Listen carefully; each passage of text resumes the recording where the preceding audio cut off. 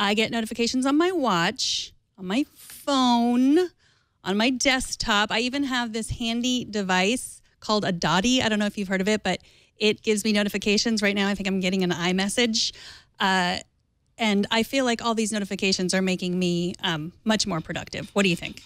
I think you are possibly in the 97.5% of people who are not productive when these sort of things are going on. Just the odds are in my favor is what I'm getting at. Yeah, so it turns out that notifications, I mean, this is no surprise to anyone who's actually experienced this. You know that as you're going through, especially if you're concentrating on a task and a notification comes in, it can completely distract you from the task at hand.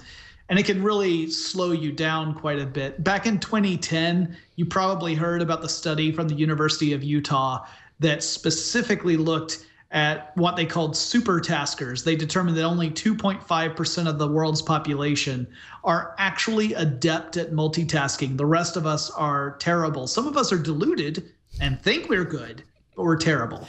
I think I'm deluded. I realize I'm terrible. I knew that already. But yeah, it turns out that a lot of studies have backed this up. There was one from Carnegie Mellon where they had people driving a virtual vehicle. It was essentially they were using a simulation. And then what they would do is they were being measured by an fMRI that was measuring their brain activity.